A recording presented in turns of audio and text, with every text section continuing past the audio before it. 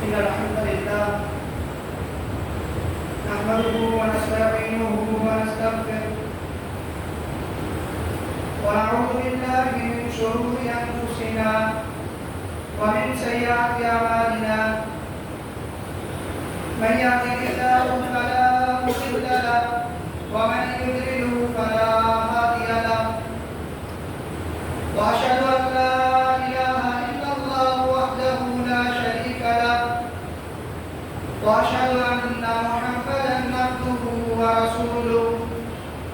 أما بعد فإن خير الحديث كتاب الله وخير الهدي هدي محمد صلى الله عليه وسلم وشر الأمور محدثاتها وكل محدثة بدعة وكل بدعة ضلالة وكل ضلالة في النار. أعوذ بالله من الشيطان الرجيم. بسم الله الرحمن الرحيم. قاف والقرآن المجيد بل عجبوا أن جاءهم منذر منهم فقال الكافرون هذا شيء عجيب أإذا متنا فكنا ترابا وذلك رجع بعيد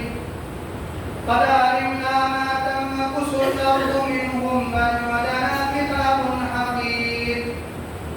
بل كذبوا بالحق لما جاءهم فهم في أمر مريج أفلم ينظروا إلى السماء فوقهم كيف بنيناها وزيناها وما لها من فروج ولقد مددناها وألقينا فيها رواسي وأنبتنا فيها من كل زوج بريد تبصرة وذكرى لكل عبد منيب ونزلنا من السماء ماء مباركا فأنبتنا به جنات وحب الحصيد والنخل باسقات لا تلو النضيد رزقا للعباد وأحيينا به بلدة ميتا كذلك الخروج كذبت قبلهم قوم نوح وأصحاب الرس وثمود وعاد وفرعون وإخوان لوط وأصحاب الأيكة وقوم تبع كل كذب الرسل وحق وعيد أفعينا بالخلق الأول بل هم في لبس من خلق جديد. وقال الله تعالى ومن يطع الله ورسوله فقد فاز فوزا عظيما. وقال في موضع آخر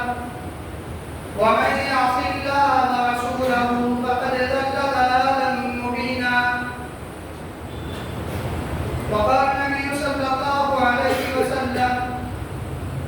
سبعة يظلهم الله في ظله يوم لا ظل إلا ظله الإمام عادل وشاب نشأ في عبادة الله ورجل قلبه معلق بالمساجد ورجلان تحابا في الله اجتمع عليه وتفرقا عليه ورجل دعته امرأة ذات منصب وجمال فقال إني أخاف الله ورجل تصدق بصدقة فأخفى حتى لا تعلم شماله ما تنفق يمينه ورجلا ذكر الله خاليا ففازت عيناه متفق عليه. معزز سامعین کرام، حاضرین جمعہ، ہر قسم کی تعریف، توصیف، کبریائی، بڑائی، عبادتیں، ریاضتیں، رکوع اور سجود اس اللہ رب العزت کے لائق و زیبا ہیں جو رب تمام کا خالق، رازق، مدبر ہے. رب کریم کی مختصر سی تعریف کے بعد تمام نبیوں پر درود و سلام، بالخصوص تاجدار مدینہ سرور کونین صلی اللہ علیہ وسلم پر اللہم صلی وسلم. سامعین اکرام، صبح مسنونہ کے بعد آپ حضرات کے سامنے سورہ احزاب کی جو آیت تلاوت کی گئی، اس کے علاوہ آپ صلی اللہ علیہ وسلم کے ایک حدیث کی ذکر کی گئی۔ انشاءاللہ اسی تعلق سے آج کا یہ خطبہ رہے گا۔ رب کریم سے دعا ہے کہ اللہ تعالیٰ مجھے صحیح کہنے اور سب کو اس پر عمل کرنے کی توفیق عطا فرمائے، آمین۔ حضرات، انسان کی یا انسانوں کی خیر و بھلائی اس میں ہے کہ انسان دنیا میں رہ کر اللہ اور اس کے رسول صلی اللہ علیہ وسلم کی اطاعت و فرمانبرداری کرے، اور جس چیز کا اللہ رب العزت نے ہمیں حکم کیا ہے اسے اپنائیں، اور جس چیز سے روکا ہے اسے رک جائیں۔ اسی طرح رسول اکرم صلی اللہ علیہ وسلم نے بھی ہمیں جس چیز سے منع کیا ہے اسے رکیں، اور آپ نے جس چیز کو اختیار کرنے کا حکم کیا ہے اسے اختیار کریں۔ اس لیے کہ انسان کی کامیابی اور کامیابی اسی کے اندر ہے۔ اللہ تعالیٰ نے قرآن میں فرمایا وَمَن يُطِعِ اللَّهَ وَرَسُولَهُ فَقَدْ فَازَ فَوْزًا عَظِيمًا، جو اللہ اور اس کے رسول صلی اللہ علیہ وسلم کی اطاعت کرے گا وہ کامیاب اور کامیاب ہوگا۔ اس کے برعکس دنیا میں کرنا اس کے رسول صلی اللہ علیہ وسلم کی نافرمانی کرتا ہے، من مانی والی زندگی گزارتا ہے، رسول اللہ صلی اللہ علیہ وسلم کی اطاعت نہیں کرتا ہے، اس کے تعلق سے اللہ تعالیٰ نے قرآن میں فرمایا وَمَن يَعْصِ اللَّهَ وَرَسُولَهُ فَقَدْ ضَلَّ ضَلَالًا مُبِينًا، جو اللہ اور اس کے رسول صلی اللہ علیہ وسلم کی نافرمانی کرے گا وہ دور کی گمراہی میں بھٹک جائے گا۔ ان دونوں آیات سے معلوم ہوا کہ اگر انسان دنیا میں اللہ اور اس کے رسول صلی اللہ علیہ وسلم کی اطاعت کرے گا تو دنیا کے اعتبار سے اسے خوشحال زندگی نصیب ہوگی، امن والی، چین والی، سکون والی زندگی نصیب ہوگی۔ اس کے بعد جو اللہ اس کے رسول کی نافرمانی کرے گا، من مانی والی زندگی گزارے گا، ایسے انسان کے لیے گمراہی ہے اور دنیا کے اعتبار سے وہ ذلیل و رسوا ہوگا۔ یہ دنیا کے اعتبار سے اللہ تعالیٰ نے اخروی اعتبار سے قرآن مجید کی آیت نازل کر کے فرمایا وَمَن يُطِعِ اللَّهَ وَرَسُولَهُ وَيُدْخِلْهُ جَنَّاتٍ تَجْرِی مِن تَحْتِهَا الْأَنْہَارُ، جو اللہ اور اس کے رسول صلی اللہ علیہ وسلم کی اطاعت و فرمانبرداری کرے گا، اللہ تعالیٰ ایسے انسان کو ایسی جنتوں میں داخل کرے گا جن کے نیچے نہریں بہ رہی ہے اور ہمیشہ ہمیں سوچتے رہیں گے فَذَلِکَ الْفَوْزُ الْعَظِیمُ، اور یہ بڑی کامیابی ہے۔ اس کے بعد وَمَن يَعْصِ اللَّهَ وَرَسُولَهُ، جو اللہ اور اس کے رسول صلی اللہ علیہ وسلم کی نافرمانی کرے گا، وَيَتَعَدَّ حُدُودَهُ، اور اللہ کی حدوں کو پامال کرے گا یا حد سے تجاوز کرے گا، اللہ تعالیٰ کہتا ہے ایسا انسان جہنم میں داخل ہوگا اور وہ جہنم رسوا کرنے والا عذاب ہے۔ سامعین کرام، یہ مختصر سی تمہید تھی آج کے جمعہ کی کہ اگر انسان دنیا میں چاہتا ہے کہ مجھے کامیابی والی زندگی نصیب ہو تو اس کو اللہ اس کے رسول صلی اللہ علیہ وسلم کی اطاعت کرنی پڑے گی، اور اگر انسان چاہتا ہے کہ دنیا کے اعتبار سے مجھے کوئی بھی دکھ تکلیف پریشانی نہ ہو، سکون والی زندگی ہو، ہر اعتبار سے امن ہو، تو انسان کو اللہ اس کے رسول صلی اللہ علیہ وسلم کی نافرمانی سے بچنا پڑے گا، اس لیے کہ اللہ تعالیٰ نے قرآن مجید میں واضح کر دیا ہے۔ اسی طرح اخروی اعتبار سے اگر انسان چاہتا ہے کہ جنت نعمتوں والی جنت ملے اور جہنم عذاب والی جہنم سے انسان بچ جائے تو اس کے اعتبار سے بھی دنیا میں انسان کو اللہ اس کے رسول صلی اللہ علیہ وسلم کی اطاعت کرنی پڑے گی، فرمانبرداری کرنی پڑے گی۔ سامعین کرام، اس کے بعد میں نے آپ کے سامنے بخاری مسلم کی حدیث پیش کی جس کے آگے ابو ہریرہ رضی اللہ عنہ ہیں۔ ابو ہریرہ رضی اللہ عنہ فرماتے ہیں کہ نبی اکرم صلی اللہ علیہ وسلم نے ارشاد فرمایا سبعۃ یظلهم اللہ فی ظلہ یوم لا ظل الا ظلہ، سات طرح کے خوش نصیب انسان ایسے ہوں گے جن کو اللہ تعالیٰ کل قیامت کے دن اپنے عرش کے سائے میں جگہ دے گا۔ سات طرح کے خوش نصیب انسان، سات خوش قسمت انسان یا سات طرح کے ایسے لوگ ہوں گے جن کو کل قیامت کے دن اللہ رب العزت اپنے عرش کے سائے میں جگہ دے گا۔ اور بڑی بات یہ ہے کہ کل قیامت کے دن اللہ رب العزت کے عرش کے سائے کے علاوہ اور کوئی سایہ نہیں ہوگا، اور کوئی سایہ نہیں ہوگا اس کے سائے کے علاوہ۔ اب انسان کو یہ حدیث سننے سے پہلے اپنے دماغوں میں قیامت کو لانا ہوگا یا قیامت کے منظر کو لانا ہوگا۔ قیامت کے تعلق سے ہم نے بہت ساری حدیثیں سنی ہیں، قرآن مجید کی آیات ہے کہ اللہ تعالیٰ نے قیامت کے دن کے تعلق سے ہم کو کتنا ڈرایا ہے، وہ کتنا ہولناک دن ہوگا، کتنا سخت دن ہوگا، کتنا پریشان کرنے والا دن ہوگا، یہاں تک کہ آپ صلی اللہ علیہ وسلم نے ارشاد فرمایا کہ قیامت کے دن سورج بالکل انسان کے قریب ہو جائے، سورج قیامت کے دن انسان کے بالکل قریب ہو جائے اور انسان اپنے عملوں کے اعتبار سے پسینے میں ڈوبا ہوگا۔ حدیث میں آپ نے فرمایا کسی کو پسینہ ٹخنوں کے برابر ہوگا، کسی کو گھٹنے کے برابر، کسی کو کمر کے برابر، کسی کو بالکل لگام تک ہوگا. یعنی انسان کے جیسے عمل ہوگی قیامت کے دن انسان اسی طرح سینے میں ڈوبا. صرف یہ نہیں, اما عائشہ رضی اللہ عنہا کی وہ حدیث بھی سنیں جس میں اما عائشہ نے آپ صلی اللہ علیہ وسلم سے سوال کیا تھا کہ اللہ کے رسول ایسی حالت میں سب لوگوں کی, یعنی ننگے حالت میں سب لوگوں کی, تو آپ نے فرمایا تھا کہ عائشہ اس وقت کس کو کس کی پڑی ہوگی. ہر انسان کو چھٹکارے کی فکر ہوگی, ہر انسان کو اپنے عمل کی فکر ہوگی. اسی طرح اللہ تعالیٰ نے سورہ بس میں نقشہ کھینچا ہے فَإِذَا جَاءَتِ السَّاعَةُ يَوْمَ يَفِرُّ الْمَرْءُ مِنْ أَخِيهِ وَأُمِّهِ وَأَبِيهِ وَصَاحِبَتِهِ وَبَنِيهِ. یعنی خلاصہ یہ ہے اس دن ہر انسان ایک دوسرے سے بھاگے گا. اولاد باپ سے بھاگے گی, باپ اولاد سے بھاگے گی, شوہر بیوی سے بھاگے گا, بیوی شوہر سے, ہر اعتبار سے چھٹکارے کے لیے انسان بھاگے گا. یہاں تک کہ انسان اپنی اولاد دینے کے لیے تیار ہوگا کہ یہ لے لو اور مجھے چھوڑ دو, یہ لے لو مجھے چھوڑ دو. وہ اتنا خطرناک منظر ہوگا, اتنا خطرناک منظر ہوگا. لیکن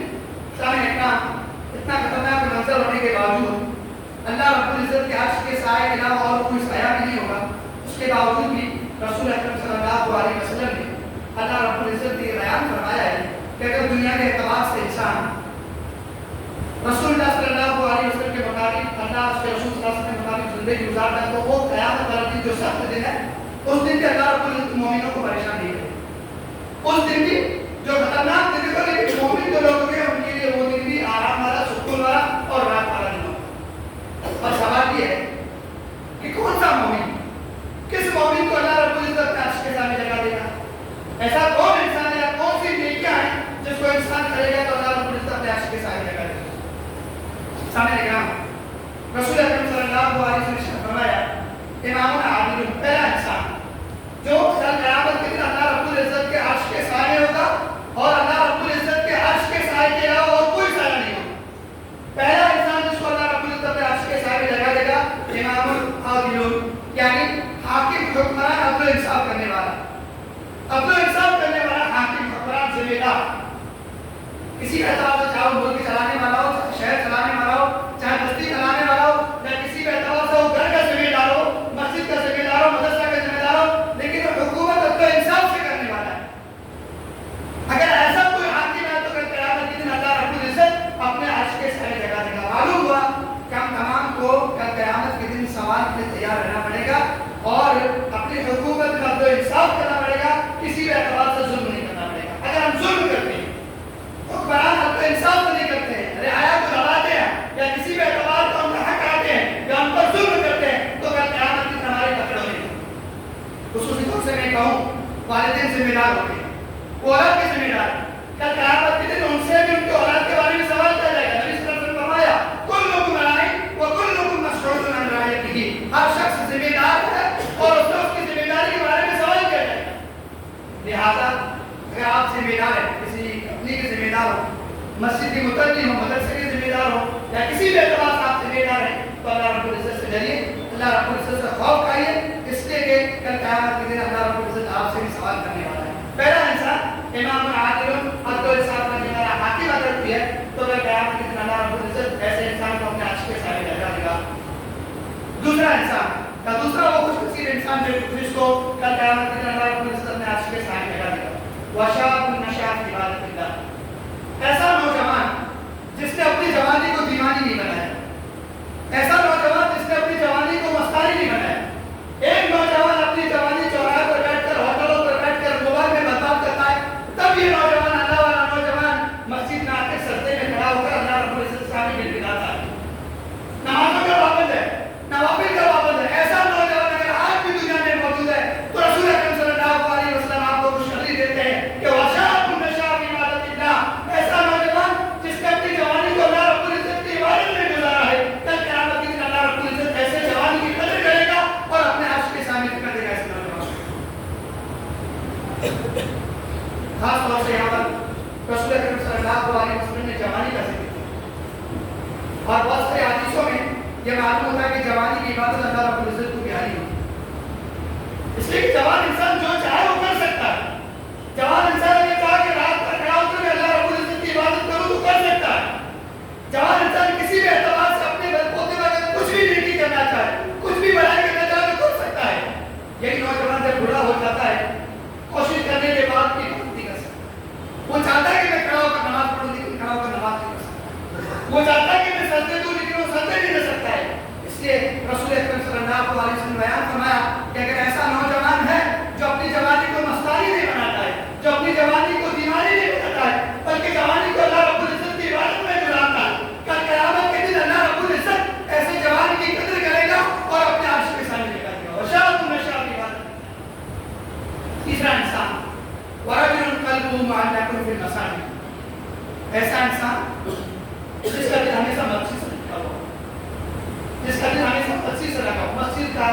एहतराम, मस्जिद का अदब और इखलास से मस्जिद की फजीलत आप सल्लल्लाहु अलैहि वसल्लम ने इरशाद फरमाया अहब्बुल बिलाद इलल्लाह मसाजिदुहा व अफदलुल बिलाद इलल्लाह अस्वाक़।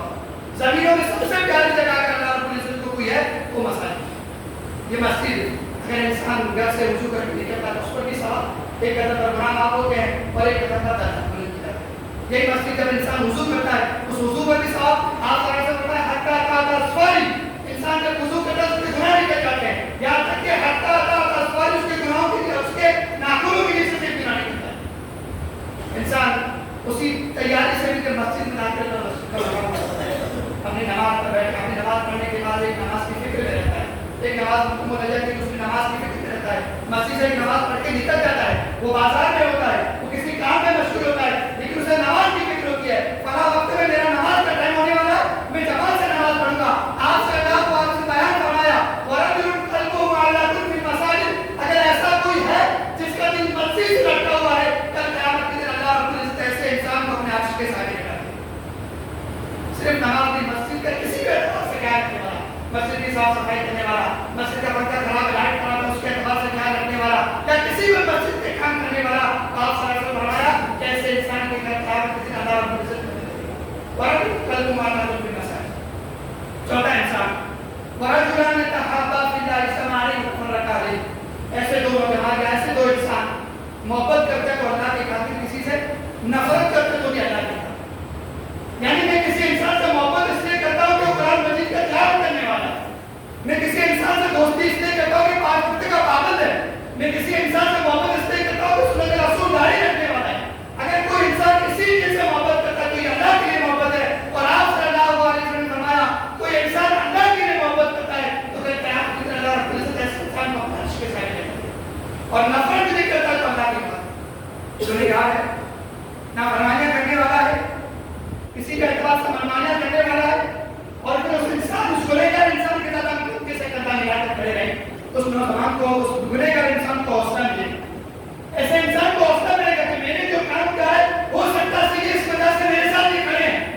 इसलिए मेरे साथ नहीं खड़े हैं। इसलिए आप ने फरमाया अगर अल्लाह के लिए कोई मोहब्बत करता है, नफरत भी अल्लाह के लिए करता है तो आप सल्लल्लाहु अलैहि वसल्लम उस इंसान के साथ आकर करेगा और अपने अर्श के सामने लगाएगा। जिन्होंने कहा था बिना इत्तमा अलैहि व तफर्रक़ा। पांचवा इंसान वरजुलुन दअाहु इम्राअतुन ज़ातु मनसबिन व जमालिन फक़ालिन यख़ाफुल्लाह, मनसब वाली, ओहदे वाली, खूबसूरत औरत किसी को दावते गुनाह दे और उसके जवाब में कहेगी यख़ाफुल्लाह, मैं अल्लाह से, जिसकी मिसाल हमारे पास यूसुफ अलैहिस्सलाम मौजूद है। यूसुफ अलैहिस्सलाम को दावत गुनाह देने वाले अजीज मिस्र की बीवी थी,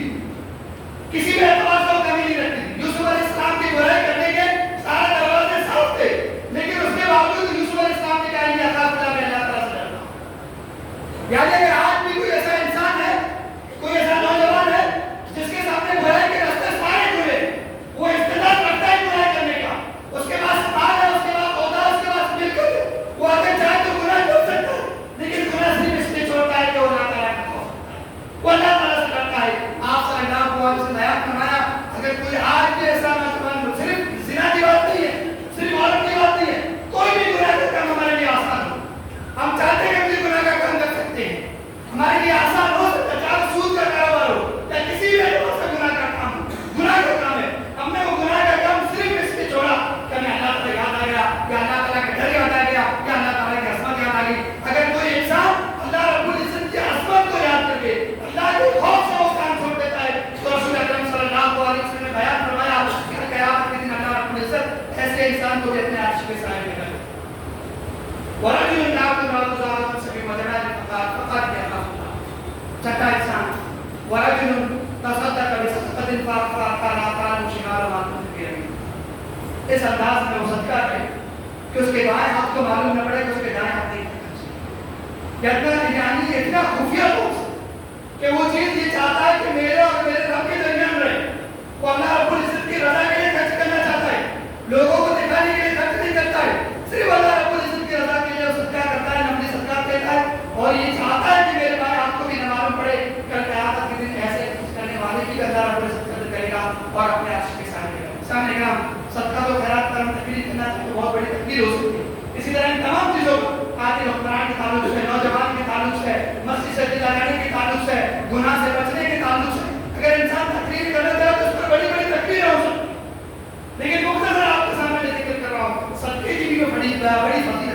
نبی صلی اللہ علیہ وسلم نے فرمایا اگر کوئی کھجور کے برابر بھی صدقہ کرتا ہے اللہ رب العزت کی رضا کے لیے کرتا ہے تو اللہ تعالیٰ اس کو پالتا ہے جس طرح انسان جانوروں کو پالتا ہے. اور کل قیامت کے دن وہ کھجور جتنا ایسا ایک پہاڑ کی شکل میں انسان کے سامنے ہے. صدقے کی فضیلت ہے, صدقہ گناہوں کو بھی ڈالتا ہے, صدقہ زندہ بہت ساری نعمت ہے. لہٰذا اگر کوئی انسان خفیہ طور سے صدقہ کرنے والا ہے اللہ رب العزت کی رضا کے لیے, اللہ اور اپنے درمیان رکھ کر 10 آدمیوں کے بیچ میں انسان صدقہ کرتا ہے, 100 آدمیوں کے بیچ میں انسان دیتا ہے تاکہ لوگ مجھے سمجھے میں امیر ہوں, میں خرچ کرنے والا ہوں, میں سخی ہوں, ہر اعتبار سے لوگوں کے درمیان وہ خرچ کرنے والا ہے. لیکن خفیہ طور سے اللہ رب العزت کی رضا کے لیے والا رسول اکرم صلی اللہ علیہ وسلم اس کے تعلق سے بیان فرمایا کہ ایسا انسان بھی قیامت کے دن اپنے عرش کے سائے میں رہے گا, اپنے عرش کے سائے میں. اسی طرح ساتواں انسان وذکر اللہ خالیا ففاضت عیناہ, تنہائی میں اللہ تعالیٰ کو یاد کرے, اکیلے میں اللہ تعالیٰ کو یاد کرے, اللہ تعالیٰ کی عظمت کو یاد کرے, اللہ تعالیٰ کی بڑائی کو یاد کرے, پھر اللہ تعالیٰ کی نعمتوں کو یاد کرے, جنت اور جہنم کا تذکرہ کرے, پھر تنہائی میں اللہ تعالیٰ کو یاد کرنے کے بعد اس کے آنکھوں سے آنسو کرے, یعنی اس کے آنکھ رو پڑے, اس کے آنکھوں سے آنسو آ جائے تو اللہ تعالیٰ کی قیامت میں اس آنسو کی بھی قدر کرے. اللہ تعالیٰ کی یاد میں ہونا, اللہ تعالیٰ کے خوف سے ہونا, یا اللہ تعالیٰ کا ذکر کرنے کے بعد ہونا, انسان لوگوں کے سامنے یہ بات کراتا ہے کہ میں نیک ہوں, میں متقی ہوں, میں پرہیزگار ہوں, ہر اعتبار سے کہتا ہے کہ میں نمازی ہوں. لوگوں کے سامنے کر سکتا ہے یہ ساری چیزیں, لوگوں کے سامنے رو بھی سکتا ہے, لوگوں کے سامنے ہر اعتبار سے تیاری دکھا سکتا ہے کہ میں انسان نیک ہوں, لیکن تنہائی میں مجھے اللہ تعالیٰ کو یاد کرے, راتوں کو اٹھ کر اللہ تعالیٰ کو یاد کرے, اور پھر اس کی آنکھوں سے اگر آنسو بہہ پڑے, وہاں کے رو پڑے اللہ تعالیٰ کی عظمت کو ذکر کرے اور اللہ تعالیٰ سے جنت کی امید کر کے روتا ہے, تو کل قیامت میں اللہ رب العزت ان آنسو کی بھی قدر کرے گا اور انسان کی بھی قدر کرے گا, اور اللہ تعالیٰ ایسے انسان کو اپنے عرش کے سامنے لے گا. یہ سب خوش نصیب انسان تھے جس کے بارے میں نبی اکرم صلی اللہ علیہ وسلم نے ارشاد فرمایا کہ دنیا میں انسان اس طرح کی لیا کرتا ہے کہ حاکم ہے, انصاف کرنے والا حاکم ہے, نوجوان ہے, عبادت گزار ہے, جوانی کو دیوانی نہیں بناتا ہے, مستانی نہیں بناتا ہے, اللہ رب العزت کی عبادت میں گزارتا ہے, انسان اسی سے دل لٹکا ہوا ہے. اسی طرح گناہ کے سارے قسم سے انسان دور ہوتا ہے, اختیار ہوتا ہے, وہ چاہتا ہے کہ میں گناہ کر سکتا ہوں, ساری چیزیں اس کے پاس موجود ہے, لیکن اللہ تعالیٰ کے خوف سے وہ گناہ کو چھوڑنے والا ہے. ہم اگر کسی سے محبت کرتے ہیں اللہ کے لیے کرتے ہیں, نفرت کرتے ہیں تو اللہ کے لیے کرتے ہیں, کچھ اپور سے ہم صدقے کرنے والے ہیں, تنہائیوں میں اللہ تعالیٰ کو یاد کر کے رونے والے ہیں, پھر قیامت کے دن اللہ رب العزت کی نیکیوں کی قدر کرے گا اور انسانوں کی قدر کرے گا اور اللہ رب العزت اپنے عرش کے سامنے لگا دے گا. یہ ساری چیزیں جو بتائی گئی وہ مرد اور عورت دونوں کے لیے. عورت بھی اگر کوئی ایسی ہے تو نیکی کرنے والی ہے, ہر اعتبار سے پایا, ہر اعتبار سے محنت کرنے والی ہے, اللہ صلی اللہ علیہ وسلم کے نام کرنے والی ہے, تنہائی میں رونے والی ہے, اسی طرح گناہوں سے بچنے والی ہے, تو عورتیں میری مائیں کرنے کی نیکیوں سے یا ان ثواب سے محروم نہیں ہوگی. اللہ تعالیٰ کو بھی برکت سے دینے والا ہے. رب کریم سے دعا کہ اللہ تعالیٰ سب سے پہلے کہنے والے کو, اس کے بعد سننے والے کو نبی اکرم صلی اللہ علیہ وسلم کے مطابق زندگی گزارنے کی توفیق عطا فرمائے. یا اللہ ہم سے جو بیمار ہیں ان کی بیماری کو شفا کاملہ عاجلہ عطا فرمائے. یا اللہ ہم سے جو پریشان ہیں ان کی پریشانی کو دور فرما. آمین.